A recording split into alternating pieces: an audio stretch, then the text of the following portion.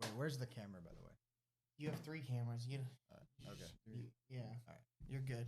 So you just look wherever. You can either look Just at look at me you, or look yeah. at them. It's gonna be awkward. We don't have that down yet. Okay. Probably just me. Right. This is Drew Champlin. Champlin. I'm just kidding. Sorry. This is Drew Champlin. He runs a jiu-jitsu academy, Champlin Jiu-Jitsu, off of Benford, right? Yeah, 71st in Benford. Yeah. He's been doing that now for about a year. We've been training together, feels like 7 years, maybe 10. Probably like, solid 8. Maybe. Solid 8, and then I took 5 years off, so 3 years. Yeah. We're going back. But now he's coaching my kids, so both of them. I'm super excited about it. I was there the month before he made the decision to quit his very steady, very safe 9 to 5 and open his own business.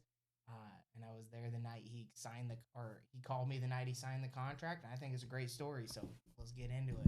Awesome. So thanks for having me. Dude, I'm fucking pumped. So you want to, that answers my first question. We can curse. So, all right. Yeah. All right. So one of my buddies sent me like a screenshot and was like, I have to update my settings because of your dirty mouth. So I didn't realize that I was cussing in these podcasts though. So dude, you don't like, I just do it sometimes. Yeah. You know, like I'll be coaching jiu-jitsu and realize like I just let 3 F-bombs go. And, sometimes you see it on people's faces. Never with kids though. No, never. So why don't you give everyone sort of your backstory, and then we'll get into why you decided to start your own gym and what that would look like. Yeah. I mean, I guess it just kind of makes sense to start with like what got me to jiu-jitsu. And yeah, that's then, fine. So I started jiu-jitsu. I was a little, I mean, I guess now would be considered older, like I had never done any grappling, any martial arts, wrestling, anything like that. And then I was like about 24 years old. I had gotten really into weightlifting. I was like going to IUPUI, and I initially had been studying political science, and I got so into like weightlifting that I switched to exercise science. And around this time, I coincidentally just kind of became like a UFC fan. I would watch the events with my friends. We'd bet on them and all that. And then, through some courses at IUPUI, I met a dude that was like an amateur fighter, and he just kind of talked me into coming into his gym. And then I showed up and he wasn't even there. So it was kind of weird. I almost left when I like got there and was like, dude, where is he? Like, and, but I just, from like night one, was just absolutely hooked and just, I mean, I think I signed up my first night, And that was with 10th Planet? Yes. Yeah. And when I initially got into it, like I said, I was into MMA. So like, I didn't have some like dream of becoming like a cage fighter, but I wanted to train kickboxing. I wanted to train jiu-jitsu. I wanted to do MMA classes. And after about 6 months of kind of doing all of it, I just decided to just throw all my chips into jiu-jitsu. I found that I had a little more natural talent for it. I think for like boxing, kickboxing, like really reflex-based sports, you kind of want to get into that like as early in life as possible if you're really going to go somewhere with it. And I realized like, okay, like, so I suck at boxing, kickboxing, but like I'm picking up this jiu-jitsu thing. So at the 6-month mark, I just went all in on that. And it kind of took off from there, like early on, leading into jiu-jitsu, I was really into like weightlifting, powerlifting. And when I started jiu-jitsu, I was like 180 pounds and a lot stronger than I am now. Aren't you like 130 now? I'm like 140. So yeah, I was like 180 pounds, and not all of it was muscle, but like a lot of it was like I was pretty strong at the time.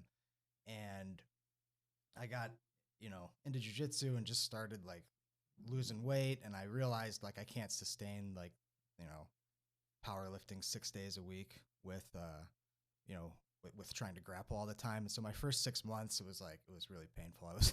I was just getting wrecked in the gym, and then I had all these weightlifting injuries, and then somebody would like, get me in a guillotine choke and my neck would pop and I'd have to take time off.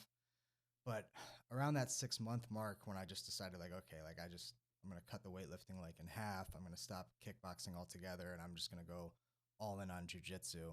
I went from doing jiu-jitsu maybe 2 times a week to within, no time doing it 5 to 6 days a week. And that's when it really sort of, took over my life more or less. Yeah. And you It's know, when you probably started going to the 2 gyms at the same yeah, time. yeah, and that which is also what I was about to say is probably when I met you. I remember when you came in, I had been at it for a little while, but I was definitely still like, kind of a beginner, maybe like just getting to like the intermediate level. Yeah. Um, and you know, initially when I started jujitsu, my first probably 9 months were like purely no gi, other than maybe going to some like open mats and throwing a gi on. I think I owned a gi pretty early on, but I didn't really train in it. And the gym I was at only had jujitsu classes like 4 days a week at the time, and so I wanted to do jujitsu like 6 days a week. I was in college; I had a lot of free time. Like there were days where I could train at noon and at night. So I ended up joining a second gym. So like with no job, like I'm in college, like I don't like maybe I would have a part-time job here and there, but a lot of the time like no job. I was somehow supporting two memberships, and it really just kind of became like the only thing I wanted to do. And so like as the years start to go on there, I think I was, let's see, so probably 2 at white, 2 at blue. So I was probably like 4 years into jujitsu when I started teaching. Yeah. Which like pretty early on, not unheard of. I wouldn't be the first to do that. Not back then. Yeah, especially not back then. It was that scandal had to have been 7 years ago when the Gracie Online came out and they gave those kids those blue belts and they opened up their own school out in like North Carolina. I wonder what happened to them. But they still own it. I hope that is successful. Yeah, That'd probably be sweet. Yeah. So I got into teaching, like it was probably, so this would have been 6 years ago, I think, something like that. I got into teaching and I got like my first teaching position was like I had a Tuesday night, a Thursday night, and a Saturday noon class. And I did that teaching role for like the next 3 years. And it's funny, a few of the students I picked up in that time are with me today at the new gym. Mm-hmm. But like, which is actually a pretty good conversion rate because that program never had more than a few members. Like it was tiny. It was a part-time program that was a part of like another gym. It was part of the 10th Planet gym or Circle City.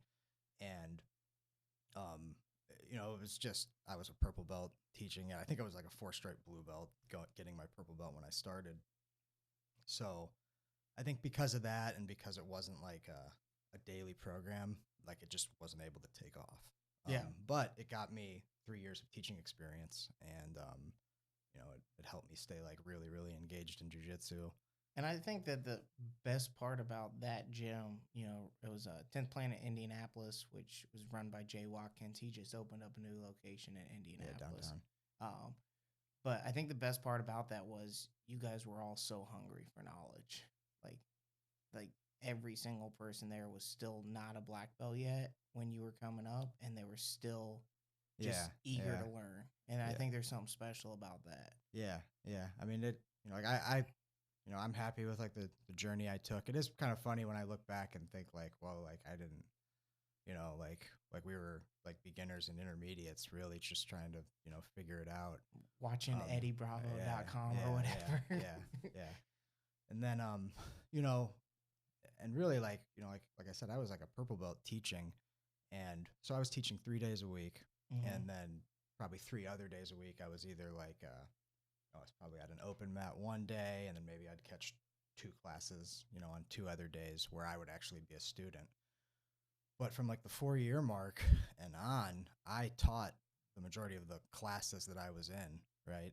And then by the time I got, so I had the 3-day-a-week gig. Another year and a half later, maybe I started teaching at Stockman's, who's my coach. And, there I got 1 night a week and sometimes 2 nights a week.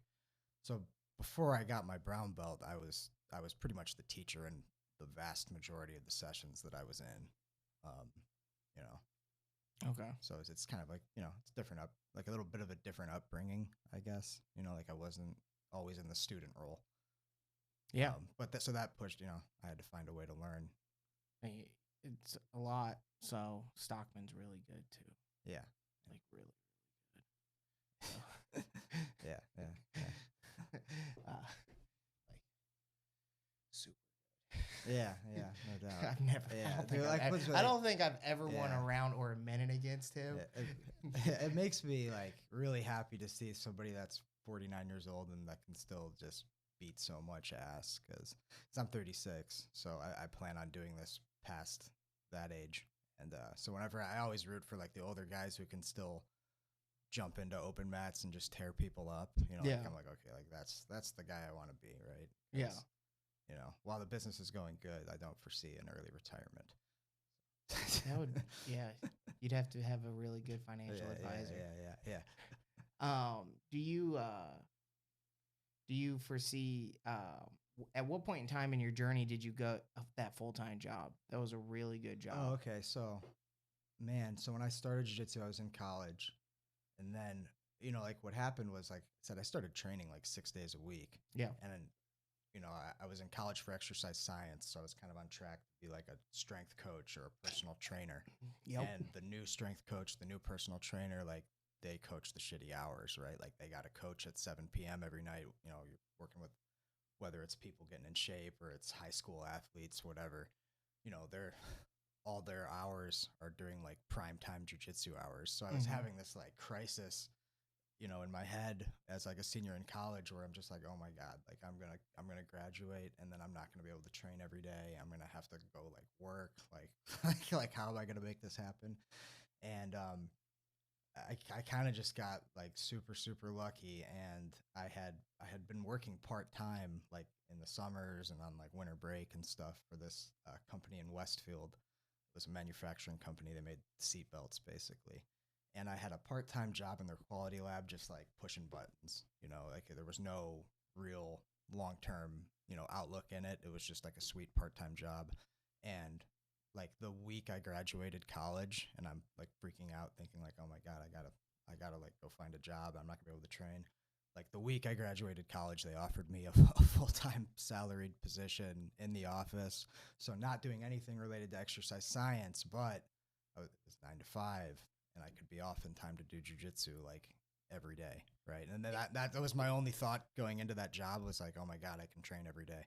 And that was when they didn't just offer you a job, right? Like you did something really smart, and you can correct me if I'm wrong, where they were about to transition over to a different type of technology, and you went out of your way to learn that technology. Well, yeah, I mean, so the position they hired me for, like I said, I was just pushing buttons in a lab, right? Yeah. And then the position they hired me for was like, it's like somewhere between IT and manufacturing engineering. Yeah. And basically they wanted to come up with like a new system to make work instructions on their production floor. So like if you're on a production line, there's like a TV monitor in front of every employee on it, and they can basically see like a 3D representation of the product that they're building. And so they wanted to basically upgrade the way they were doing that. And like for some reason, they just thought that I could do it, which, you know, I mean, part of it is, you know, like I was very close to my boss, or like the person who brought me to that company back when I was just working part-time. And so I think she, you know, even though like obviously I didn't have an engineering degree or any kind of technology degree, I think she just saw like, okay, he's been here a couple years, you know, he's showing up and he, you know, knows the company. So, but like I said, pretty lucky. Not everybody, you know, lands that type of thing. No, you know, the week that they graduate. So sounds, and they kept you through COVID. It sounds like just a good company. Yeah, that got kind of wild, but yeah. So then, what made you decide to leave this steady? Because you got a girlfriend, you moved in with your girlfriend. Yeah, well, there's a lot. And then you decided to just leave this great paying job to risk it all. Well, on the timeline, I think we left off somewhere at like purple belt, right? So I'm, you know, like I'm coaching 5 days a week now at this point at other people's gyms, and you know, it was like so late 2019, I made the decision to leave one of the gyms I was teaching at, right? I left Circle City, and not under any bad terms. Like it was just a thing where, you know, I was driving constantly. I mean, my girlfriend, you know, and I lived on the southwest side. I worked in Carmel. I taught at a gym in Greenwood, and then a gym on like the far east side. And it was like I was looking at this triangle that I'm driving every day in the city, averaging like 30,000 miles a year, and I was just like, man, like I live on the south side. Like I need to just, at the time I lived on the south side. Now I'm on the north side, obviously. But, I was like, I just need to cut out one of these places and then just focus all my training in one spot where it's, it just makes more sense for my daily schedule. Yeah. And so that was like December 2019. And then, boom, March 2020, the pandemic hits. And, I got my brown belt in December 2019, right? Yeah. Yeah. No, 2018. My bad. Yeah.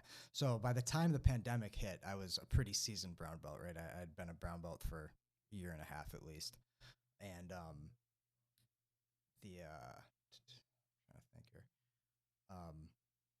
I had basically at that point I'd already kind of envisioned like, okay, I want to have my own gym, right? And I had even some thoughts of like, maybe I can open my own gym in late 2020.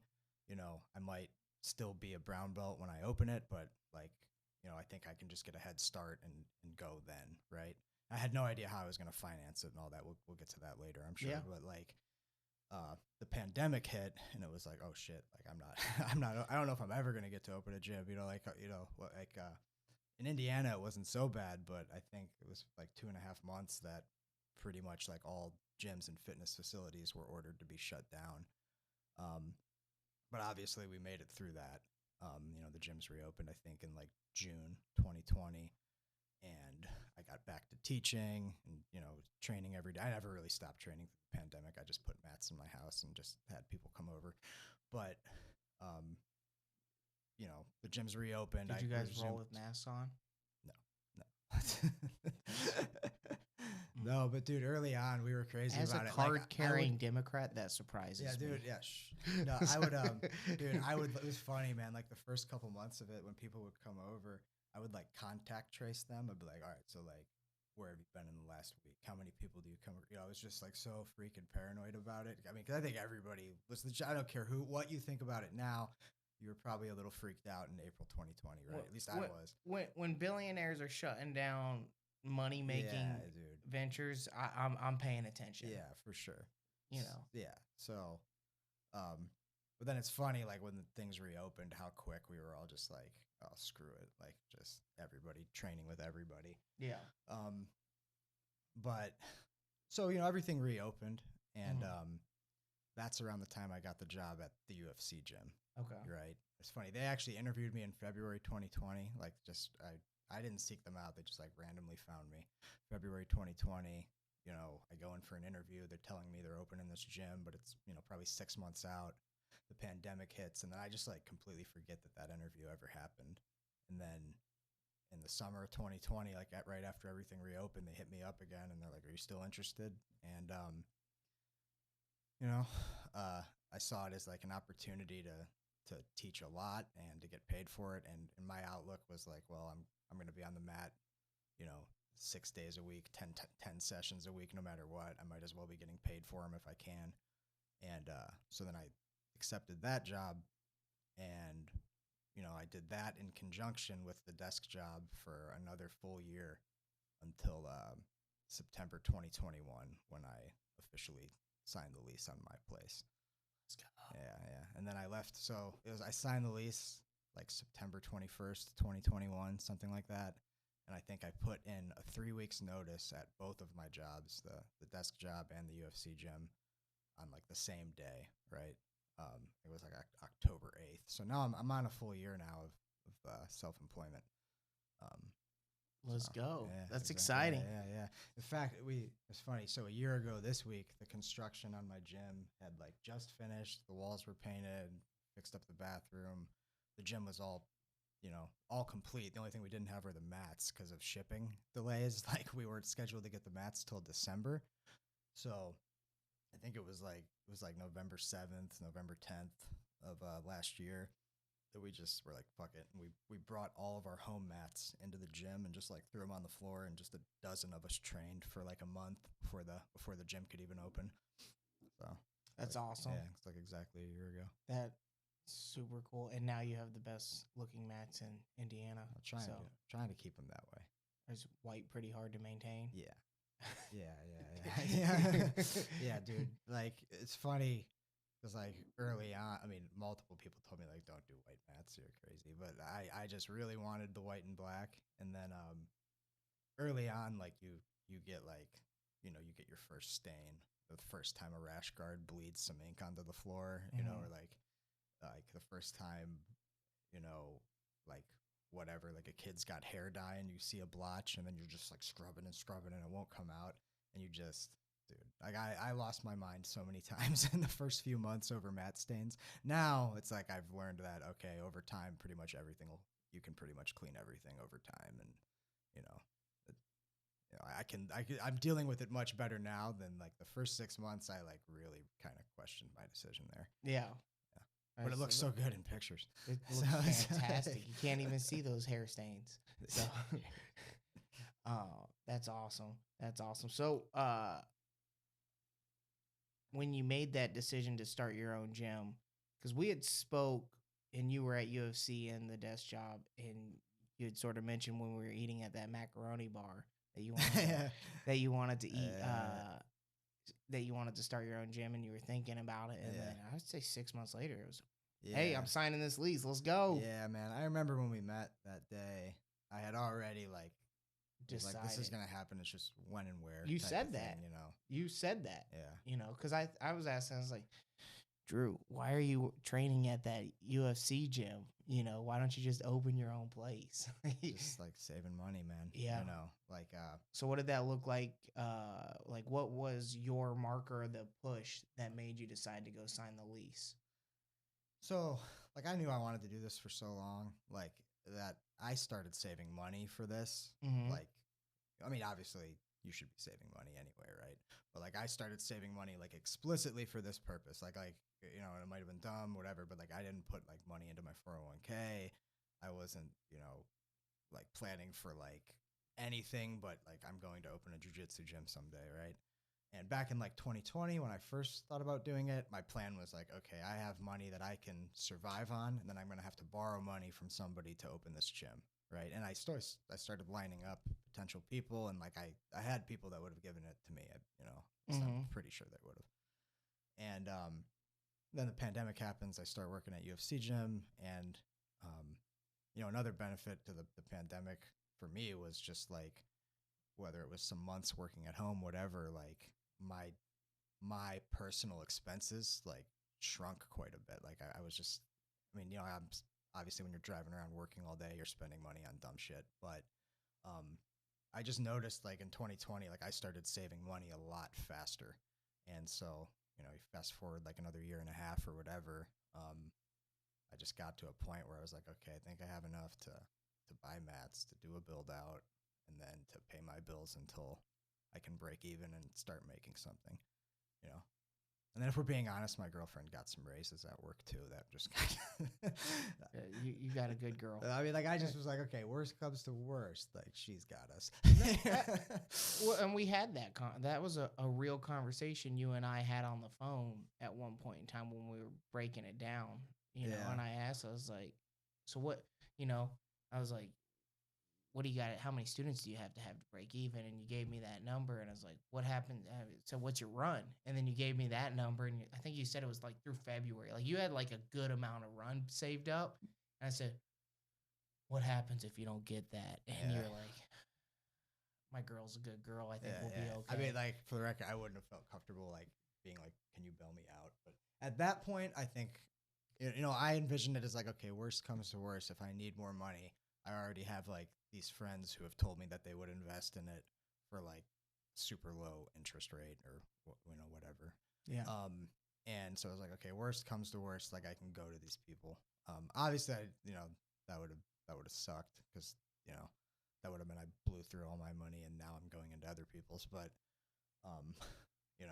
that was kind of like the plan if needed. But unfortunately, that never had to happen. I was able to do it like totally on my own dime. And I don't know, and that's another thing, I don't know anything about. I find it funny that like I'm on a business podcast because I don't know a whole lot about like business and financing and investing. Dude, like I know absolutely nothing. Neither do we. Yeah, so but I was just like I don't know if I should be like blowing all my money on this or if it would be like in my interest to like, you know, seek investors. But for what, I don't know, I just felt comfortable like doing When it with my own. how fast did you get to that break even number that you were looking for? Man, so like we did our grand opening January 2022. And then, within like 4 months, I was probably like, okay, like I'm paying the rent, I'm paying the utilities, the other miscellaneous business expenses. I was still bleeding money though because of my own personal life, right? Like, Yeah. My bills, which, like I said, like one Didn't thing I stop you did from in the didn't stop you from competing, so you clearly no, weren't yeah. hurting. Well, that was a big expense early on, dude. Early on, I was like I remember having like some moments where it's like, okay, I'm doing pretty good this month, and then it'd be like, I gotta go spend like $1,200, on the plane, flight, and hotel to go do this tournament. But, whatever. I counted for a lot of that, when I was working out the numbers and like, okay, how long can I make it for? I just assumed like I'm probably gonna keep living the way I'm living, right? Which isn't like super lavish, like I have really low personal expenses, but, I expected at least through the first several months that even if the gym breaks even, I'm going to be losing money just on myself. Yeah. But yeah, and fortunately it happened about on like the schedule that I was hoping for. I mean, obviously like I had like my, okay, like it would be a dream if, 100 people just signed up in the first 3 months, but like I knew that wasn't going to happen. Yeah. Right? So like I was kind of like, I realistically figured, okay, like, 4 or 5 months, I should be able to cover this place. And then we start getting to the next goal. Yeah. And so about 6 months in, you started being able to cover everything, business expense wise. Business expense wise, yeah, Okay. for sure. And at what point have you caught up to business expense yet and your desk job? Not quite, but we're close. I Very think. close? Yeah. I mean, we're getting there. What's your target student head count for that? I mean, by the time I get 100, I'd be doing better than I would have been just at my desk job. Now, I would not probably be, but you got to remember, before I opened the gym, and I was so obsessed with like, okay, save money for this gym, save money for this gym. So I'm working full-time desk job. I'm teaching like 13 to 15 classes a week at other gyms, for money. I'm doing private lessons. So, it'll take probably a little more than that to get to that level, but like the quality of life that I have now compared to the quality of life that I had in 2021, as far as You mean like not working a 9 to 5 and then going to your dude, second jiu-jitsu job? Dude, I used to leave my house at 5:30 in the morning a couple days a week, right, to teach a 6 a.m. class. And when I would leave my house, I'd have to have like, 2 jiu-jitsu uniforms, right? So I'd have 2 gis, and everything that goes with that. I'd have to have towels for showering. I'd have to have my work clothes, my briefcase with I would leave the house every day with like just a whole bunch of shit, throw it in the trunk, go about my day, teaching, working, teaching again. And I'd get home at like 10 p.m., So fortunately I don't have to do that anymore. Super. Yeah, that would be exhausting. So, yeah. What is your is there a spot where you have too many students? Like, is that a realistic thing? Yeah, but man, for the location, yeah, because it's not a huge gym. I mean, big. You got a big facility. It's not tiny, but like, there's definitely you can go bigger. I don't know what that number is because I mean, I'm still not maxed out on class sessions. Yeah. Like I can still add, some different time slots. I mean, obviously, there's only so many hours in a day, and people are only going to train at certain times a day. But I have room to grow the schedule, as needed. Which like that'll probably happen hopefully to the kids class before the adults, right? I mean, one of the things that makes jiu-jitsu unique to other martial arts is that while a healthy gym I think should have a big kids program, it's mostly an adult sport.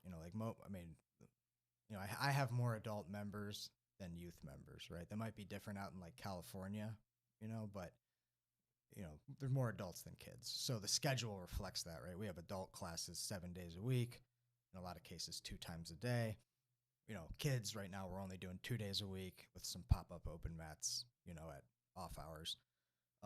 So the next thing will be to expand the kids class, but you don't want to spread it too thin, like I'm trying to figure out like what's the magic number before I start adding kids sessions, because I want classes with a lot of people in them. I don't want to load the schedule and then, I would like to splits each advocate session in for half. a dad-son jujitsu class again.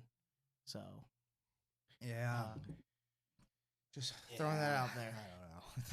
It's a That fantastic might be idea. a little niche.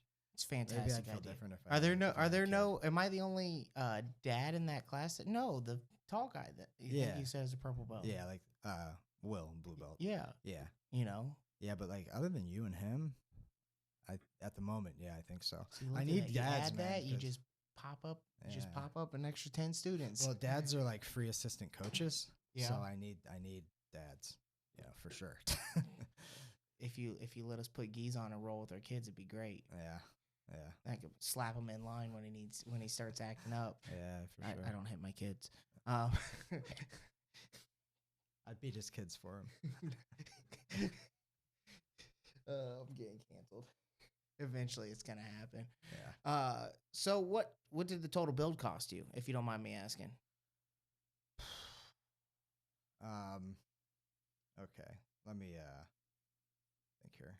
Because there's the cost of the build, and then there's all the money that got spent in the initial months, like, beyond the build on non-construction costs, right?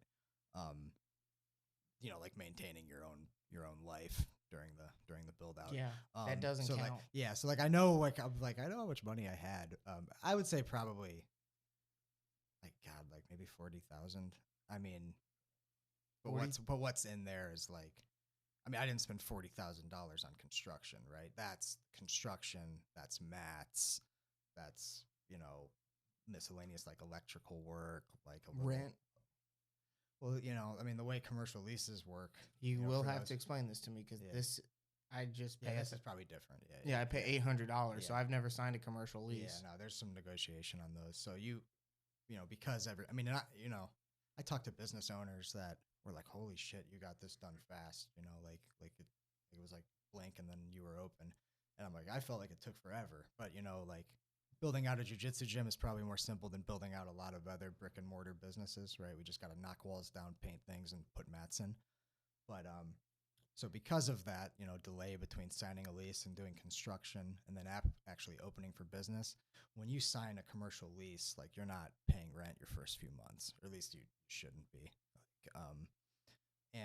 So all that's negotiable. We got a few months where we had like a grace period where there's no rent, and they do that because one, the timeline for building out and the cost, and then two, when you sign a commercial lease, you're not signing a lease for 1 year, right? Like you're signing for 5 years, 10 years, So there's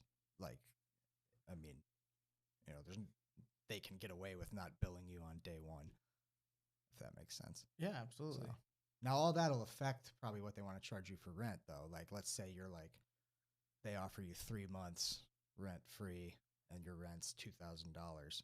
You're like, I need 6 months rent free, and then they're gonna take that other 3 months that they're giving you, and they're gonna roll that across the rest of your lease into your rent, right? Yeah. So it's a balancing act, shit, dude. We walked into the gym the first time in late June, and like I said, we signed the lease in September, and we, which to some businesses they're like, that's fast. Oh my God. And but to me, I'm like, that was the most agonizing 3 months of my life. It felt like every day we were just arguing over emails with realtors or with the landlord, whatever. Yeah. And, but I guess for some businesses, that's probably a short time frame. It feels like a long time, Yeah, but also a very short time. It's weird, when you plan things out, like this podcast, Christian and I were talking, it took us almost 60 days just to get to this point, and we're still far away from being done, Yeah. And that's where it's like, from inception to that, I mean, it's probably been June even, so probably longer than 60 days before we actually started being able to consistently get people in here. And we were fixing the set before you walked in. You know, and like to me, that sounds fast. And to Yeah. you, it's probably feels like it took forever. I thought it sounded about right. Yeah. No, not at all. I think everything was good. The difference is I watched you plan this for so long. Like, I knew this was in your goals. So. Yeah. And this isn't your first, I guess, you know, this isn't the first thing that you've started, obviously, right? You know, this is my first business. So I'm talking the podcast, not your company. Oh, yeah. I mean, the podcast is still Verified Mortgage. Yeah. So like they're one and the same. Yeah. They're one of this thing's not. I guess just talking about like the podcast venture specifically. Yeah. No, that was not. I mean, yeah. So I was a little bit better at executing than I was when I started the mortgage company. I went into that blind, but we've still made like a fuck ton of mistakes. So of course, like, I mean, so this wall wasn't even here yesterday. We had those pads up, and then we put these up, and they went up wrong. We didn't have the right glue to get them on the wall and everything. So it was sort of like, we're still learning. So and none of us have audio visual experience. So like, you know, we hired that kid, and he didn't make it 2 weeks. So it was a little weird. So what do you think?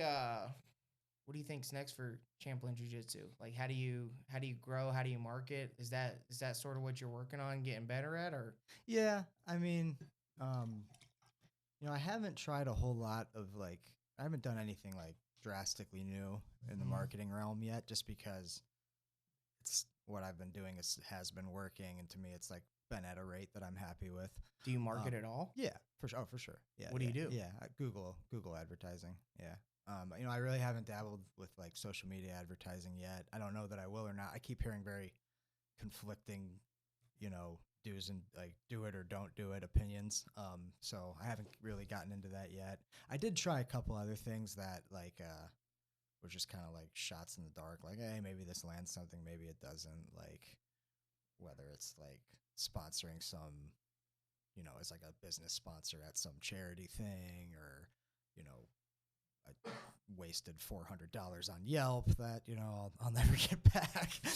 Yeah, I just kind of determined Yelp is probably not the place for jiu-jitsu. You know, so like the one thing I've consistently done has been Google. Do you do that yourself? Yeah. Or do you have somebody who? Yeah, I do it myself. Now I'm starting to pick some brains and wonder like, okay, there's probably somebody who can do this more effectively than me.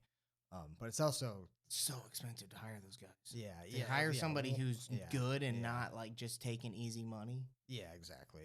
Yeah, and as far as like just creating a Google ad isn't really rocket science. It's pretty simple. Yeah, but there's a lot. So I'll say this: there's a lot that goes like. There's a guy in the top left corner. I wish I knew the name of his business, but he sat with me for 10 minutes upstairs when I just introduced myself. And he showed me like 18 things on Google that I was doing wrong. He's like, you're doing this wrong, this wrong, this wrong. Oh, yeah. Like, I'm sure a guy like that would eat me alive, dude. And just, he went to my competitor's website and was like, these are the keywords they're using. These are the keywords you should use. And I was like, oh, shit. Oh, yeah. I'm sure a guy like that would just eat me on alive. November 15th, he's doing a free like SEO thing. If you want to come, I'll shoot you a text if you're not working in the morning. You can come. It's free. So I'm going to go learn. Yeah, I'm all ears there. But yeah, it's a lot. And that's so Christian, when we started this podcast, we interviewed outside marketing firms and they were $75,000 a year. And I was like, for $75,000 a year, I can control top, bottom, buy all the best equipment and just be done. Like, just pay somebody a salary and control it from start to finish. And that was like my main goal. So, and he's getting there. He's getting better and better. I mean, so right now, analytics is our focus, like learning the podcast analytics and then how to grow. Because you don't want to just cannibalize my friends. Like, that's fucking weird. Yeah. Right? So how do we grow outside of people I fucking know? Yeah. What would you say your biggest mistake was starting your company? If you made one. I mean, like, I don't know that I did anything like catastrophic. I mean, You're still in business and growing. yeah, So yeah. I mean, like I'm sure that like especially like in the realm of like marketing and SEO, like I'm sure there's probably stuff wasted that dollars. probably things I haven't even, I'm not even aware of. You know, and maybe not wasted dollars, but like wasted opportunity. Okay.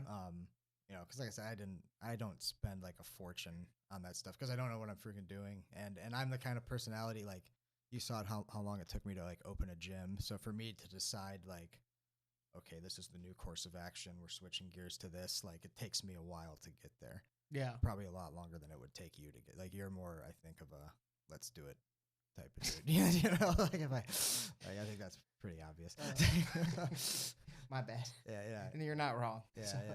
That's just usually waste a lot of money doing that. Yeah, yeah. But then like I waste a lot of opportunity, you know. So, yeah, like I don't know that, you know, because I didn't like throw huge amounts of money into anything other than just like building out like the physical business early on. I don't think I made like really any catastrophic mistakes. Did you make a business plan? Yeah. You did? Yeah. It was written out? Yeah. Can I see it? I don't have it, but I can send it to you or That's something. Yeah. So, actually, it's funny. The reason I did this. And why did you do a business plan if you were self-funding? Okay, so I have a friend who's a realtor, Todd Cook.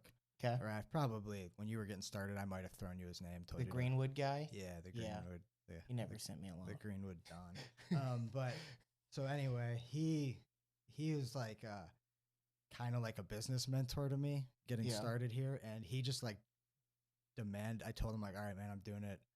You know, we're looking at potential locations, like we're gonna do it.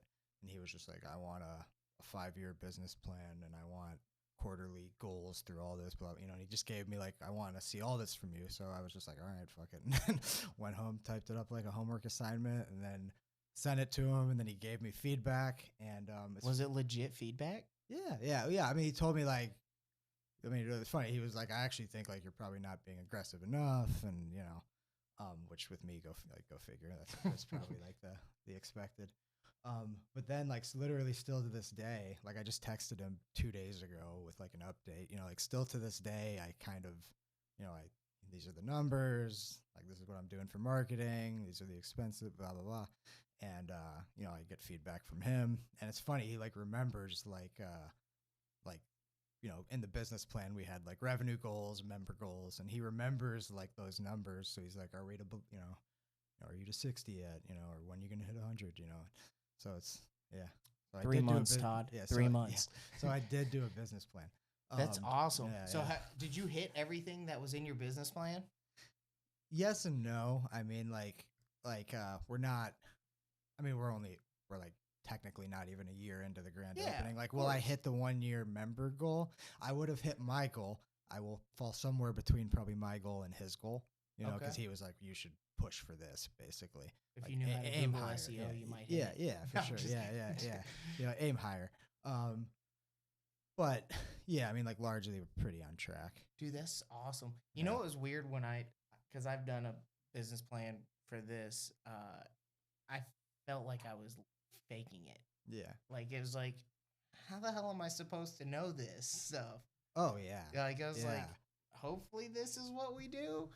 Yeah. So, you know, it just felt like then when I was guess. And then like trying to estimate certain expenses, you know, like my expenses are a little higher than I thought they would be. Okay. But then there's other things where like, oh, like I make more money on merchandise than I thought I would. And I get more people visiting on business trips who are just paying to train for a week than I thought I would. Or, you know, I do more private lessons maybe than I thought I would. So it's kind of evened out, but it hasn't been entirely to plan. Yeah. That's still cool though. Yeah. So have you looked at your plan, like and updated it or anything like that? I don't, well, I still have like that original copy. I don't think I've changed anything on there. Now I guess maybe I have like a separate document that I'm just tracking for myself where I'm like, you know, like, okay, this was the goal to be at this by this month. Where are we actually at? And it's, you know, funny. Some months I'm like, damn, I'm behind. And then like a month and a half later, you're like, oh, like I've caught up again. You know, it's a fucking roller coaster. Yeah. cash flow is the thing that I'm trying to learn right now. Yeah. It's like because something go like you said, right? Like you a loan gets pushed to the 15th, and all of a sudden you're out $10,000. Mm-hmm. You know, it's like fuck. Yeah. You know, so which is also a problem when you spend as much as I do. Yeah. Okay. That's the other thing I don't know. Like, what am I like? You know, like should I be trying to should I be like I gotta call with my accountant set up for tomorrow just to kind of like, okay, this is where I think we're gonna hit the end of this year. Like, what do I need to do? Do I need to go spend money? Am I good? Because have we already like, do I need to go spend some money for the business just so I don't get like taxed on this, and I can do something useful with it, or is it like just stay where we're at? Like, I have no freaking clue, right? There's just no way that, and I could be wrong, and obviously ask your accountant. There's just no way that with your business expenses, like what it costs you to build everything out, that doesn't get deducted from what you earned. Yeah, but like, was that last year's, right? Like, no, it should count. Like, if you didn't start your business, like if you didn't file a Schedule C or a 1120S, it should count towards this year. Yeah, okay. I should. I would think. I hope so. That'd be sick. Yeah, I'm pretty sure you might get a refund back. Yeah, it was funny. Like last year, right? So like, I spent like 40. I have like $40,000 in receipts that I'm like, okay, I could write all this shit off in between signing the lease in September and like, January 1st. Yep. And then, I worked 2 jobs all year, right? That were both like 1040 jobs. Mm-hmm. Plus I had like a 1099 from Stockman. And, so like last year, I made X, at my jobs, and then I got this huge, set of write-offs from starting the business. So last year, it's funny, I got this sweet tax return, and I just assumed it would be like the last good return I'd ever get, but possibly that'd be cool if it wasn't. But I'm sure I think it's probably I hope so. Yeah. So that's awesome. So what are your 2023 goals then for the business? Do you have any? Yeah, I mean, to the plan, yeah, it's just to keep growing numbers. Yeah. I mean, like there's no plan for like expansion or anything like that in 2023. It's just to, keep hitting those number benchmarks for members and revenue, and then yeah, I got a lot of personal life. I'm getting married in 2023, so I gotta pay for that. Are you engaged? Yeah. Did you post it on Facebook? Yeah, I got engaged on Christmas of last year. Was that on Facebook? Yeah. You know this, dude. I guarantee if we go back in our text history, you're probably like the first one to congratulate me. Oh. You usually are for my big life events. Oh. Dude, that's dope. Congratulations again. So like I did not get to save the date. Well, those haven't gone out. We literally. Am I invited? Yeah. So we literally like booked a venue like last week. So I have like a terrible habit of only buying my friends gifts, so just let me know what you want. I know who's inviting me. Yeah. I'm gonna get you something dope. Yeah, appreciate it. Tell me which gi you want. I got you. Yeah, so we're doing that like late next year, which is kind of a relief because like I was like, man, if we do that early next year when I'm still trying to like, hit certain benchmarks for the business, that's just going to be stressful. So it's in late 2023. So Do you have a date picked? Yeah, it's going to be like late October. Okay. Yeah. So, don't make it on Halloween. It's not, but. Would you do a Halloween theme party? No. Oh, terrible. No, that ain't happening. Could. Yeah. So that's like a year out. So, in the year leading up to that, it's just to hopefully greatly grow my member count. And maybe grow the schedule a little bit to accommodate that. Would you, as you grow, so when I look at it, like, and you love jujitsu, and I'm sure your fiance has accommodated to you not being home from 5 to 7 at night or 5 to 9 at night. Yeah. So as you continue to grow, will you eventually bring on like an assistant student to help you be home on like say Wednesday nights or something like that? Yeah, I mean, like when I look at like a 10-year plan for this, is like look, like the whole reason, like I said, like I had a pretty legit job going before this. That, Yeah. you know, I had growth. I mean, when I put my 2 weeks notice in, like a week before that, they were trying to like interview me for a promotion that I turned down. Oh, I right? know you had a good so job. it's like, so it's like I got into this just like because this is all I want to do. I love jiu-jitsu. I love training. I still want to compete. I have plans to do that next year. And so like I'm in no hurry to hire an assistant because like I'm still in a phase where I'm happy being at my gym 6 or 7 days a week, right? And I'm still like young enough and I feel good enough physically that I can train every session. Like there's nowhere else I would rather be. So like why do I need an assistant coach? If I'm at home, I'm just gonna want to go to the gym anyway. But I know that it won't always be that way. So No, it's not. Because unless your girl works nights, that'd be the only reason. Right? She works remotely at home, so like. Oh, so you get to see her. I'm bothering her like point. all morning and early afternoon. Like I'm just pissing her off. So so yeah, it's great. We still see plenty of each other. And yeah, so Christian, what are you he's doing? messing with the camera, so it's distracting. No, you're good. Very distracting. All right, you're just like right in the middle of the shot. Yeah. This is Christian, guys. He's our young Jamie.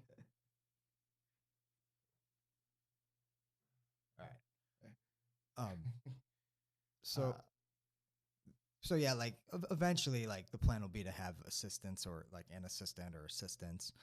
But I really want to do it the way that my coach Stockman did it. Where he runs a good business. Yeah, and his assistants like me were like homegrown, right? Like I'm not gonna put out a thing on Indeed looking for a jiu-jitsu coach. Like I'm gonna develop people into that, Yeah, and that takes time, like people don't get good overnight. They don't learn how to teach overnight. That'll take some years. But yeah, that's definitely where I'm heading with this. Yeah. No, I think it's gonna be perfect. I'm so excited for you. Thank you. So, do you think jiu-jitsu is the best martial arts in the world? Yeah, for sure. I mean, like for adults, it's like what the hell else is there? Like,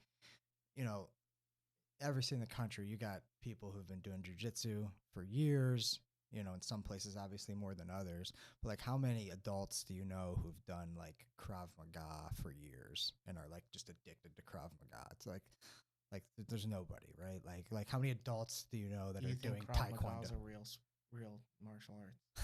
I mean, sure, but like, I don't. Yeah, I mean, like, if you do Krav Maga, you're a fucking idiot. It's fucking dumb, right? Like, I mean, and like not to like I'm not saying like I don't think there's value in other martial arts like Taekwondo or something, right? But it's just like it's not like a jiu-jitsu is like a lifestyle for like thousands, if not millions, of people, and there's nothing else that even remotely compares to that. You could do Taekwondo and still get knocked the fuck out by your average street fighter. Yeah, I mean, like, and you can do jiu-jitsu and still get knocked the fuck out, but it's still the best. Yeah, but I feel like the ratio there would be like you know what I mean? I would put my money on like the guy with a decade of jiu-jitsu or even a year of it. If you had like a year of like Taekwondo students, put 100 in, and a year of jiu-jitsu students who like actually understood takedowns potentially. Yeah, I think that the jiu-jitsu students are way safer than these guys. Yeah, unquestionably. It's funny. Like, I just think it's like, aside from like for self-defense, I think it's proven itself as like the best single martial art. I mean, like obviously, like the best would be to be like an MMA fighter, but that's not a martial art. That's a conglomeration of them, and that's it's just in the title. It's mixed martial arts. Exactly. Right. So I think by itself, jiu-jitsu is unquestionably the best for like the regular person in self-defense. But I just think it's the best because of like everything jiu-jitsu is beyond just like a self-defense system, just the sport, like the culture that's developed around it. Like no other martial art has anything resembling that. Like, I don't think I'm wrong about that. I was going to say, correct me if I'm wrong, but there's just no way. Karate and Taekwondo have like adult tournaments, but I think nothing compared to what we're seeing in jiu-jitsu, right? And like sure, like maybe in like Thailand, like obviously like there's a huge culture for kickboxing, right? I'm talking in the in the United States, like to me, there's nothing even coming close to it. No, I think from a competition standpoint, that's why I fell in love with it. Yeah. You could find a tournament every Saturday. Yeah, and you can if compete wanted. forever, right? You know, So, I mean, like against your age group too. Yeah, exactly. So like if you're yeah, got a 9 to 5 and you're 40 years old, you're not going up against a 20-year-old unless you want to, which is your choice, you know. Yeah. But you can go find somebody who's, you know, your age and your work ethic. Yeah. And weight. Yeah, so, for sure. And they're always there. I haven't been to a tournament and not been able to find somebody in my weight. So. Yeah. Yeah, and that's only getting better over time, you know. Yeah. So. And they're well-run tournaments. So. Yeah, sometimes, but yeah. Yeah, I mean, like it's still a little Wild West out there, but yeah, you know, by and large. Yeah. So, jiu-jitsu is your favorite sport. If we broke down jiu-jitsu, gi or no gi? I mean, like if I could only ever do one, Gotta pick. Yeah, if I could only do one, I'd be in the gi, unquestionably for me. Now, like I'm glad I can do both. I mean, but if you told me you only get one no matter what, then definitely the gi for me. Why is that? To me, it's just like there's just more you can do with it. I mean, like just having the gi on and the rules for gripping just lends itself to like there's just more positions in the gi. There's more ways to fight on bottom in the gi. There's more ways to fight on top in the gi. You know, like the only thing that no gi maybe has, you know, that's kind of cool is like it's a little more like the legal submission list is a little longer, right? Mm-hmm. But then again, like with the gi on, there's just more ways to submit a person, I guess. So for me, it's just I just have more fun in the gi. I find it like endlessly stimulating. You know, like it's like they're always going to be coming up with new shit for the gi. No gi, I just think there's less to work with. Okay. Yeah. Now, do you think that the gi, and I'm sure they're both practical for the everyday person, do you think that the gi versus the no gi is more practical or less practical in street self-defense situations? Or irrelevant? Yeah, I mean, probably for the most part irrelevant. I mean, like you could, like, you know, like, well, what if you're fighting in winter and you got jeans and a jacket on? Well, like, okay, even if that's the case, like, okay, obviously you're not going to be like grabbing onto somebody's sleeves and falling on your back, but just like the gi gives, I think, a more realistic feel for like friction and just being a little more encumbered, right? Like you've got more fabric on, it weighs more. Whereas like no gi just sort of by the third round just becomes a huge sweat fest. You know, you can't hold on to anything. And don't get me wrong, I love no gi, right? I did like 8 no gi rounds last night. Like I enjoy no gi. And maybe that's one of the things I like about the gi is that it doesn't become as much of a sweat fest, and like 8 rounds in, you can still like grab a hold of somebody and do something with them. Mm-hmm. You know, but you know, like it's funny. I have a student at my gym who, you know, he's a police officer, and he's like jokes about having a few experiences with like having to like, you know, basically like take down like a naked person, you know. But like aside from like that situation, you know, I think the gi is a little more realistic in terms of friction. It becomes less realistic maybe with the techniques people are doing, right? Because when I'm in the gym training in the gi, like I'm not thinking about like a real life self-defense scenario. Like I'm trying to beat you with a gi on, so I'm going to grab it wherever I'm allowed to, and I'm going to, you know, and I'm going to expect you to do the same. If that makes any sense. No, it does. I kind of. Outside of your police officers, have you had anyone that you've trained over the last few years that has been like, I'm so glad I learned jiu-jitsu. It just helped protect myself? Yeah. I've heard it like from like 1 or 2 people in like kind of medical professions, or like I've got a paramedic who, you know, he's not having to like fight people for like his life, but just like, you know, he's told me that he's more comfortable like when they have, you know, somebody who's I don't know whether the person's like just wiling out or, you know, Flailing. Being combative, like he just feels like more comfortable, like, you know, safely restraining the person, you know, like just, you know, he feels less vulnerable to them probably than he would without jujitsu. Yeah, So that's awesome. yeah. I can tell you from my son's perspective, who's terrible at jujitsu at the moment, because I don't think he understands aggression yet. But we thought he was getting bullied on the bus, and he was getting hugged a lot. And it turns out the kid was just hugging him. But from us, it looked like he was smushing him, and our son used the word, "Keep smushing me against the window. I don't like it." Oh no. And I go, "Well, what else does he do?" He goes, "He grabs my wrist." And I say, "And what do you do?" He goes, "I get my wrist back." Yeah. And I grab his wrist. And so, like, just the hand fighting, I was like, in my head as like a proud dad, I was like, "Yeah, you're winning those hand fights." But we'll get him there. You know, it's funny. It's like when kids are that young, it's like, I don't think like when kids are 5, they're like they don't really understand why am I on this mat? Like what is going on? He goes because I asked him to go. Yeah, like, but and I mean it's sort of like he didn't understand why the kid was smushing him. He was just hugging him. So kind of funny, you know, so I went like 3 days thinking that he was getting smushed, and it turns out he was hugging him. I didn't find out till like Halloween. So. Yeah. And like my mom heard them when we were walking past saying, "Is that the kid you hug on the bus?" And like, the entire time I thought the kid was just bullying my son. So yeah. So yeah. Well, who do you have for the fights this weekend? I don't even know who's fighting this weekend. Are you no longer a UFC fan? I'm like a last second UFC fan. But if you tell me that there's like a big card, I'll show up. It's a huge card. Dustin Poirier versus Chandler. Adesanya versus that guy who's knocked him out twice. Pierre, I think is his name.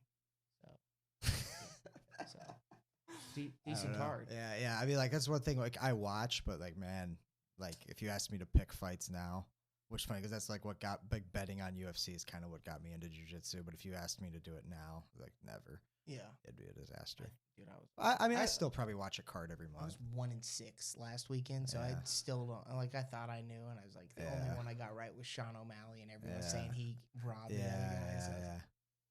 Yeah. I see. Like I watched that card. Yeah, that was cool, but not tuned in the way I used to be. That's okay. Yeah, all right. I mean, you started a business a year ago. I imagine. Well, and like I'm watching competitive jiu-jitsu probably more. Did you watch Gordon Ryan destroy everyone at ADCC? Of course, yeah. That was awesome. Yeah. So, yeah. Does anyone beat him in the next couple of years? No, not for a while. Yeah. Yeah. I mean, between the skill gap and then just the fact that he just keeps getting bigger, probably not. No. So.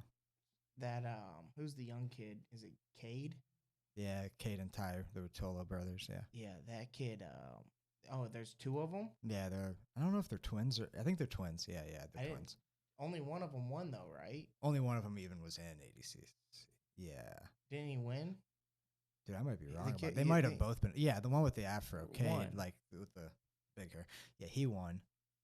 That kid is nasty. Yeah. Oh yeah, yeah. But it's like his twin brothers as nasty. Really? So yeah. Yeah. They had a whole thing like talking shit with Gordon back and forth on Instagram like a week or 2 ago. Funny, Ty or Cade, I don't know which one of them was typing the message, but they said something to Gordon like you never won anything substantial until you gained like 50 pounds of synthetic muscle, and that just started a whole shitstorm. What did he say? I mean, I can't remember. That's just super Gordon aggressive. stuff. I'm gonna have to go look it up. But he's probably not wrong. Yeah. But allegedly. Yeah. There's a lot of like, like I watch a lot of live jiu-jitsu events. There's a lot of like great talent in the sport right now. I don't think anybody's beating Gordon Nogi for a long time though. Yeah. It's I think it was Bo Nickel who he beat last year, right, or the year before too. That was a few years ago. Yeah. I think, just. He's fighting in like Bellator, right? Or won? He got in the UFC. Is he? Okay. Yeah, he was supposed to be on this card, and then he got pulled. Okay. So yeah.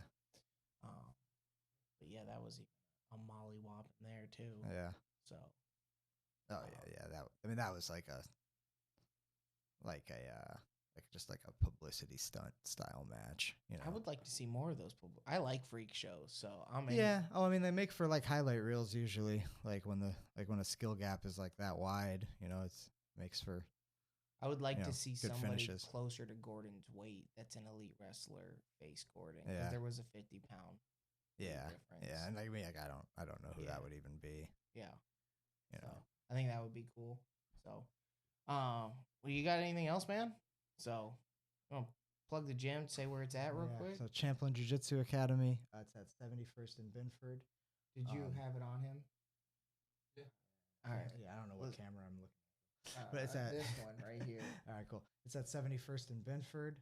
So northeast side, just south of Castleton, right off the exit from I-69. We do a free week trial. So to get signed up for that trial, champlinbjj.com. You'll just see the form on the website. You fill that out.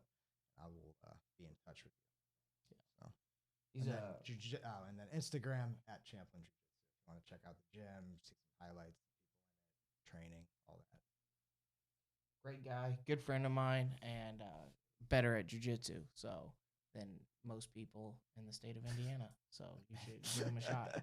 So Thank you. I can say that. Yeah, I mean, probably. I I've don't know. rolled- I I've don't rolled really with the know what that majority of- says. We but could go. Thank you. We could do like a Mortal Kombat style. I bet you'd be at the top. Yeah, So- yeah. Well, I still don't know what that means, but yeah.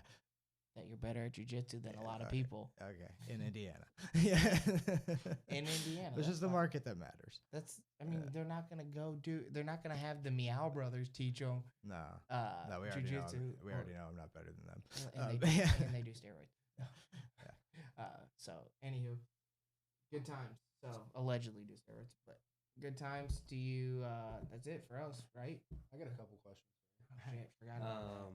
So I'm not as well versed as you guys in jiu-jitsu, but you're one of the few people that I've noticed didn't wrestle in high school. Yeah. That, owns their gym, let alone does jiu-jitsu. So what would you say, why didn't you wrestle in high school, or what made you really want to pursue that? Dude, so it's funny. In high school, like, the thought of getting me to, like when I was in high school, I smoked like a pack of cigarettes a day in high school, right? Like, so the thought of getting me in high school to do a sport, to do jujitsu, and to wrestle, especially, that was just unthinkable. It's just like a weird kind of transition. Like, I got to jujitsu because in my early 20s, I just decided I wanted to get in shape. I got into weightlifting, and I would watch MMA on TV, and then I got in good enough shape that I was like, okay, maybe I can go into one of these jiu-jitsu gyms and not die, which didn't matter. I just got absolutely destroyed early on. Yeah. But yeah, I mean, going back to like high school, childhood, there was no way you got me to do jiu-jitsu or wrestling. Probably, I played like hockey and lacrosse when I was. There you go. That was going to be my next question. Do you have any special talents aside from jiu-jitsu that not a lot of people know about? Not really. In hockey in Yeah, I mean, Indiana, that's like, pretty yeah. You good. played hockey. Yeah. I ice skate still once a year. On my girlfriend and I go, and I flex pretty hard on everybody at the public skate, but that's about it. Pretty good talent. Did not see you as a bruiser. Yeah. The problem is, so like I should have wrestled, because the problem with like hockey and lacrosse was I just like stopped growing, right? Like when I was 15 years old, I got as tall as I'm ever gonna be, and I was like 100 pounds, and all these other guys just kept getting bigger and bigger. So I kind of got like almost sized out of those sports. So like a weight class sport like wrestling or jujitsu actually probably would have been like the perfect fit. But it's just like my family played hockey, so that's where I went. Yeah, and wrestling is what it is. Yeah. I love it. It's one of those things. Yeah, I mean, like if I could go back in time, of course, I'd like convince my younger self to do those things, but he probably Yeah. yeah. This is future talking. Yeah, Shut up. Yeah, like I don't know about that. You got more questions? No. I have one last thing, and I'll let you go. I promise. right. What's your favorite conspiracy theory? Dude, like I can't even like. I mean, like I was like real into YouTube early, Yep. like back like 2006. So I've seen all the old school and conspiracy theory documentaries like Loose Change and Zeitgeist and all that stuff that somehow tries. You know what I'm talking about? He's nodding. Yeah, like No. and like, but that movie is like a conglomeration of like probably like 10 different conspiracy theories. So I don't know. I always like that stuff for like its entertainment value, but I don't think I ever bought into any of it. What's Loose Change? That's like the first big 9/11 conspiracy video that was ever released, right? Okay. Like at least the first one that I ever saw. You know, Okay. so from Oh, is that like was it Fahrenheit 9/11 is the one on Netflix or something like that? no, that's I a think book. that's just like a Michael Moore documentary or something. I don't even know, but Okay. yeah. Zeitgeist is very popular. Yeah. What is that? Zeitgeist is same wild because topic? Zeitgeist they're talking about like religious conspiracy Bible, yeah. theories and then like World War conspiracy theories all the way into like modern day 9/11 financial crisis. Like they just somehow it's all just one big thing. So I don't know. Like I used to watch that stuff for entertainment, and I don't think I ever really bought into it. That's fair. Yeah.